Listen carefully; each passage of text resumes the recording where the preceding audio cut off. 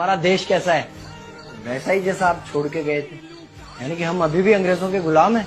नहीं, अंग्रेजों से तो हमें 1947 में ही आजादी मिल गई थी। अच्छा, तो अब तो हमारे अपने लोग देश चलाते होंगे ना?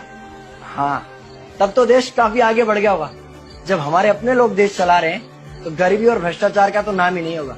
सबको बराबर हक दिया जाता होगा, किसानों और मजदूरों का अच्छा ध्यान रखा जाता होगा ना? नहीं, ऐसा तो कुछ नहीं है। तो कैसा है बताना मुझे। कैसे हमारे अपने नेता, हमारे आजाद भारत के नेता, 100 साल हो गए मुझे गए हुए, बताना। हमारे अपने नेता वो तो अपनी जेबें भरने में लगे हुए हैं। आने वाली 7 पीढ़ियों को नहीं बल्कि 700 पीढ़ियों को ना कमा कर खाना पड़े उस चीज के इंतजाम में लगे हुए हैं।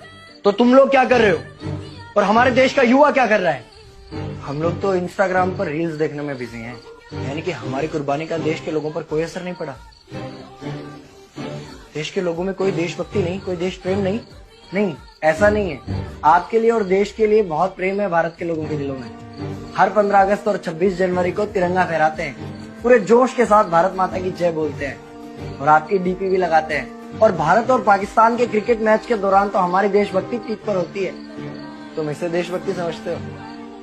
तो फिर क्या है देशभक्ति? अगर तुम्हारी देशभक्ति समाज को सुधारने में, गरीबों को अच्छी शिक्षा या बराबर का हक नहीं दिलाती तो कोई काम की नहीं है तुम्हारी देशभक्ति।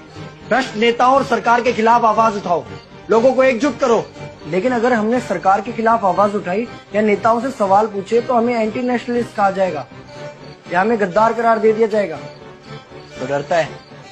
23 साल का था मैं जब अंग्रेजों ने मुझे फांसी पर चढ़ा दिया। मुझे तो आतंकवादी कहा गया था। अगर अब नहीं जागे तो ये देश सोता रहेगा। ये सरकारें, ये नेता देश को बेच खाएंगे। इस भ्रष्ट सरकारी तंत्र से लड़ो। देश को क्रांति की जरूरत है। क्रांति यानी कि हमें हथियार उठाने होंगे, बंदूकें उठानी होंगी जैसे आपने उठाई थी। नहीं, हमारी क्रांति विचारों की थी। जब अंग्रेजी हुकूमत ने हमारी आवाज नहीं सुनी तो हमने और जोर से आवाज लगाई और अपने विचार रखे। और क्रांति केवल सत्ता को बदलने तक सीमित नहीं है, बल्कि इस भ्रष्ट अन्यायी तंत्र को जड़ से उखाड़ कर फेंकना है। पर ये होगा कैसे? अपने आसपास से शुरुआत करो। जो भी तुम्हें भ्रष्ट नजर आए उसके खिलाफ आवाज उठाओ, एक्शन लो। तुम्हारे टैक्स का पैसा नेताओं की जेब में जा रहा है, हिसाब मांगो। अपने वोट का सही इस्तेमाल करो, लोगों को जागरूक करो और इस देश को आजाद करवाओ। इंकलाब जिंदाबाद, इंकलाब जिंदाबाद।